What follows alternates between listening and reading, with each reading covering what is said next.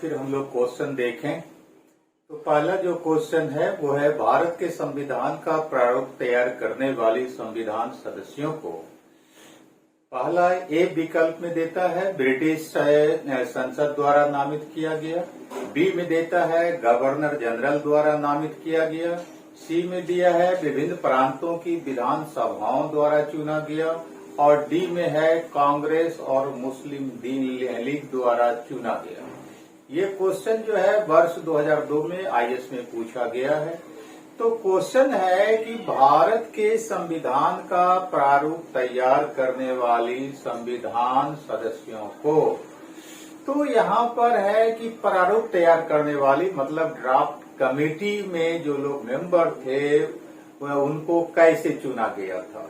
तो क्वेश्चन थोड़ा सा घुमाया है कि प्रारूप समिति के सदस्य कैसे चुने गए थे। तो जाहिर सी बात है कि प्रारूप समिति के जो सदस्य थे वही सदस्य तो संविधान सभा के सदस्य थे। संविधान सभा के जो सदस्य निर्वाचित हुए थे विभिन्न प्रांतों की विधान सभा के सदस्यों के द्वारा, वही संविधान सभा के सदस्य अपने कुछ सदस्यों को मिला करके 16-17 जैसी महत्वपूर्ण समितियां बनाई थी। तो चाहे क्वेश्चन रहे कि संविधान सभा के सदस्य कैसे निर्वाचित किए गए थे या फिर क्वेश्चन रहे कि संविधान की प्रारूप समिति के सदस्य कैसे निर्वाचित किए गए थे, दोनों का उत्तर एक ही होगा। तो यहाँ जो विकल्प सी है कि विभिन्न प्रांतों की विधान सभाओं द्वारा चुना गया था, ये उत्तर होगा। अब आता है दूसरा क्वेश्चन। दूसरा क्वेश्चन कहता है भारतीय इतिहास के संदर्भ में प्रांतों से संविधान सभा के सदस्य डैश। ए में विकल्प देता है कि उन प्रांतों के लोगों द्वारा सीधे निर्वाचित हुए थे। बी देता है कांग्रेस और मुस्लिम लीग द्वारा नामित हुए थे। सी में विकल्प है प्रांतीय विधान सभाओं द्वारा निर्वाचित हुए थे। डी में विकल्प देता है सरकार द्वारा संवैधानिक मामलों में उनकी विशेषज्ञता के लिए चुने गए थे।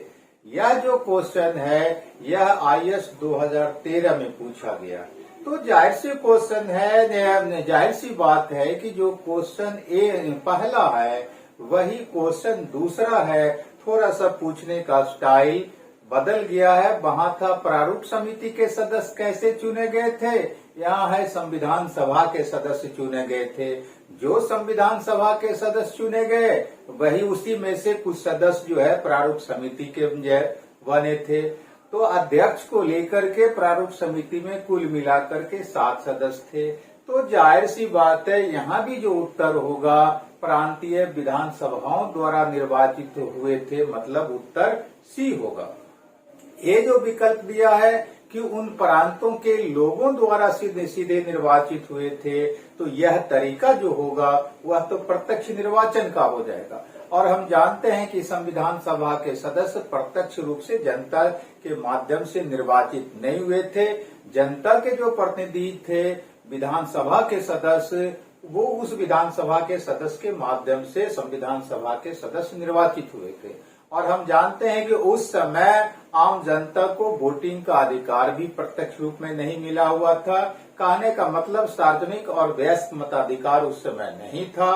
और गवर्नमेंट ऑफ इंडिया एक्ट 1935 में प्रावधान था कि कौन लोग वोटर बन सकता है। तो उस एक्ट में प्रावधान जो था कि वो टेब, जो एक शब्दावली है टेब TEW, T से टैक्स देने वाला, E से एजुकेटेड पर्सन और W से वेल्थ, मतलब कि यही 3 शर्तों को पूरा करने वाला व्यक्ति उस समय वोटर बन सकता था। T से मतलब जो टैक्स दे रहा है, E से जो शिक्षित है और W से जिसके पास वेल्थ है, संपत्ति है। तो जाहिर सी बात है कि जब हमारा देश 1947 में आजाद हुआ था तो उस समय मात्र 10% लोग ही साक्षर थे, गरीबी भयानक थी। तो आम जनता को सार्वजनिक और वयस्क मताधिकार कहाँ से मिल सकता था। तो इसलिए ए विकल्प ही गलत है। और बी विकल्प जो है कांग्रेस और मुस्लिम लीग द्वारा। तो ये जो संविधान सभा के सदस्य बने थे उसमें से मैक्सिमम कांग्रेस और मुस्लिम लीग के ही सदस्य थे। कांग्रेस के हम लोग जानते हैं कि 208 सदस्य निर्वाचित हुए थे और मुस्लिम लीग के 73 सदस्य हुए थे। उसके बाद जो शेष अन्य सदस्य थे वो छोटे छोटे राजनीतिक दलों के थे। तो वो कांग्रेस और मुस्लिम लीग के सदस्य थे, लेकिन कांग्रेस और मुस्लिम लीग के द्वारा तो संविधान सभा में नामित नहीं हुए थे। और सरकार डी में जो है सरकार द्वारा संवैधानिक विशेषज्ञता के आधार पर यह भी बात जैसो गलत है। सरकार को इससे कोई मतलब नहीं था कि संविधान सभा में कैसे व्यक्ति चुने जा रहे हैं। तो इसलिए जो विकल्प 2 को क्वेश्चन नंबर 2 का जो विकल्प सी है वही हमारा उत्तर होगा।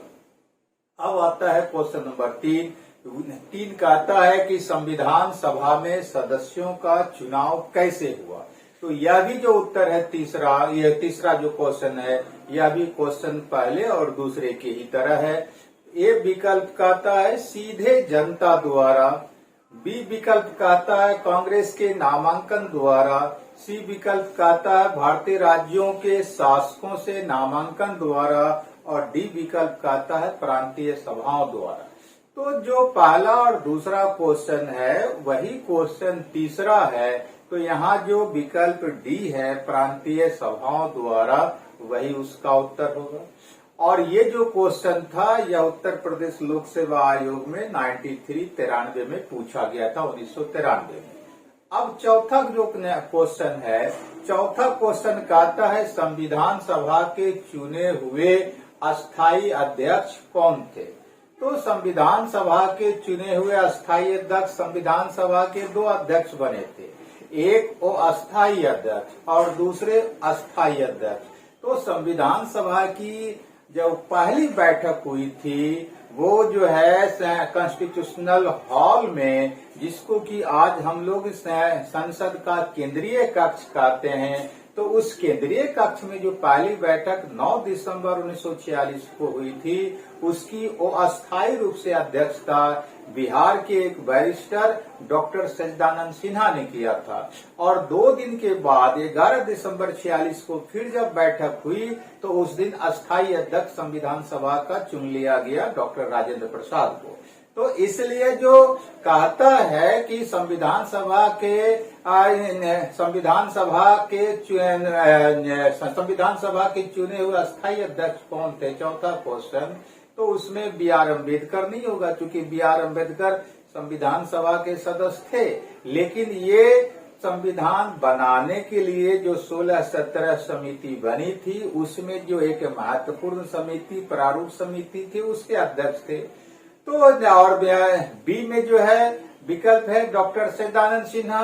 तो उत्तर ये भी नहीं होगा क्योंकि अस्थायी अध्यक्ष नहीं थे, ये वो अस्थायी अध्यक्ष थे।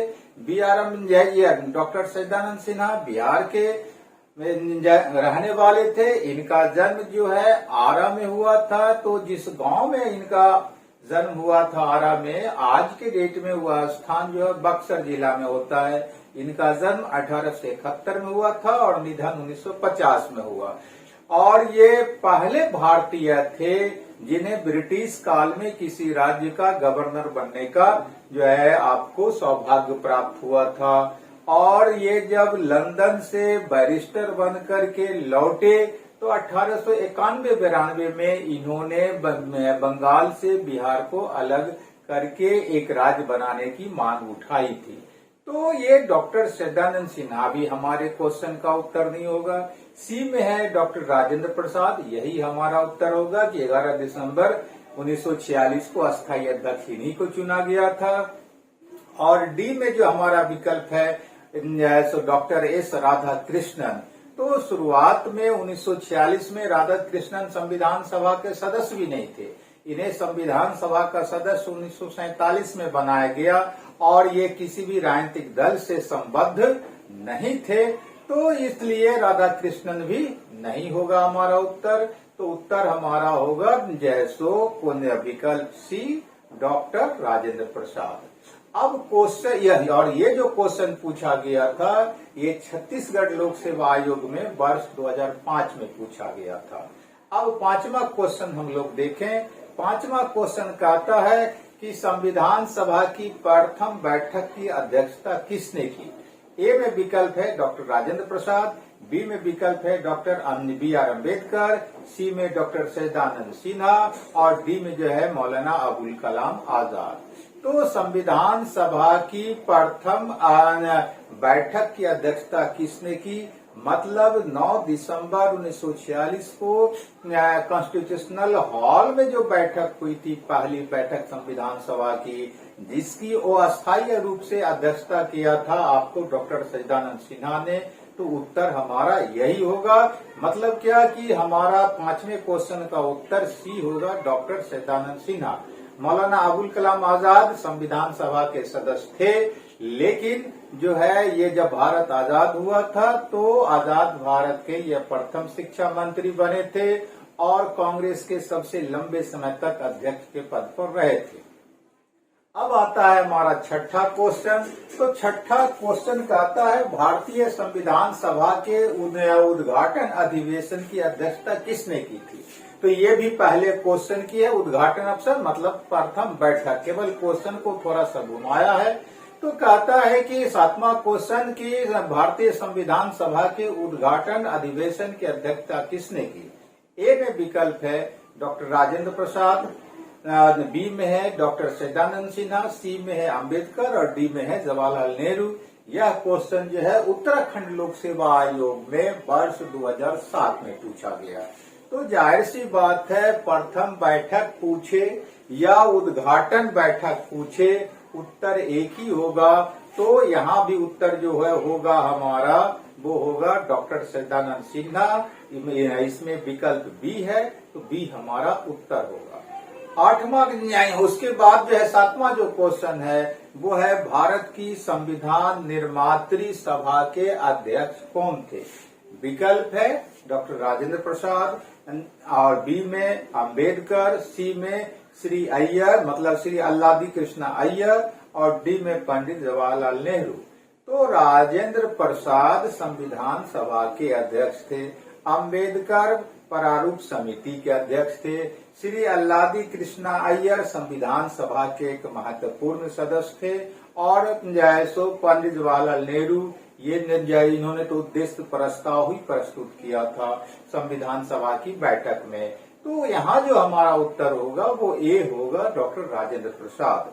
अब है कि 8वां जो क्वेश्चन आता है, 8वां क्वेश्चन कहता है स्वतंत्र भारत की संविधान सभा के अध्यक्ष कौन थे। बस क्वेश्चन को पूछने का अंदाज बदलता है, आंसर वही है, क्वेश्चन वही है। तो स्वतंत्र भारत की संविधान सभा के अध्यक्ष कौन थे। ये कौन विकल्प है, अम्बेडकर ए में, बी में राजेंद्र प्रसाद, सी में सी राजगोपालाचारी, डी में जो है आपको के एम मुंशी। यह मध्य प्रदेश लोक सेवा आयोग में वर्ष 2001 में पूछा गया था। तो स्वतंत्र भारत की संविधान सभा के अध्यक्ष जाहिर सी बात है डॉक्टर राजेंद्र प्रसाद थे और सी राजगोपालाचारी संविधान सभा के सदस्य थे, लेकिन ये अध्यक्ष नहीं थे। के मुंशी भी संविधान सभा के एक महत्वपूर्ण सदस्य थे और हम जानते हैं कि 1946 में जो अंतरिम सरकार बनी थी उसमें सी राजगोपालाचारी भारत के शिक्षा मंत्री बने थे। 9वां क्वेश्चन है, 9वां क्वेश्चन कहता है भारतीय संविधान सभा की स्थापना की गई थी। पहला ए विकल्प है 10 जून 46, बी में विकल्प है 9 दिसंबर 46, सी में विकल्प है 26 नवंबर 49 और डी में विकल्प है 26 दिसंबर 1949। ये क्वेश्चन आपको उत्तर प्रदेश लोक सेवा आयोग में 1995 में पूछा गया है। तो जाहिर सी बात है संविधान सभा की स्थापना कब की गई। हम जानते हैं कि कैबिनेट मिशन की योजना के प्रस्ताव के आधार पर जो है प्रावधान पर संविधान सभा के सदस्यों का जुलाई अगस्त 1946 में चुनाव हुआ। चुनाव जिस तरीके से हुआ, चुनाव का जो आधार था चुनाव प्रक्रिया का, वो गवर्नमेंट ऑफ इंडिया एक्ट 1935 का आधार था और जब चुनाव हो गया तो प्रथम बैठक 9 दिसंबर 1946 को हुई। यही जो प्रथम बैठक हुई 9 दिसंबर 1946 को, वही तिथि माना जाता है कि संविधान सभा की स्थापना की गई। तो जाहिर सी बात है उत्तर हमारा बी विकल्प होगा, 9 दिसंबर 1946। और 10वां जो क्वेश्चन है वो कहता है संविधान सभा का गठन कब हुआ। वही जो 9वां क्वेश्चन है वही 10वां क्वेश्चन है। तो यह कहता है, यहाँ डेट नहीं दे करके केवल महीना देता है कि दिसंबर 1946, बी में दिसंबर 1948, सी में नवंबर 1950 और डी में दिसंबर 1951। ये क्वेश्चन भी उत्तर प्रदेश लोकसभा आयोग में पूछा गया है वर्ष 1990 में। तो जाहिर सी बात है उत्तर विकल्प के मुताबिक से यहाँ पर हमारा ए होगा, दिसंबर 1946। तो ये 10 क्वेश्चन हमारा था संविधान के निर्माण के इतिहास से संबंधित। तो संविधान के निर्माण का जो इतिहास है वह विभिन्न लोक सेवा आयोग के लिए काफी महत्वपूर्ण टॉपिक्स है। बहुत ज्यादा क्वेश्चन यहाँ से हर बार पूछता रहा है, इसलिए इस टॉपिक्स को छोड़ने की आवश्यकता नहीं है। इस टॉपिक्स को जरा आप लोग ढंग से सॉल्व करेंगे, फिर नेक्स्ट डे हम लोग जो है सो आगे की क्वेश्चन पर देखेंगे। धन्यवाद।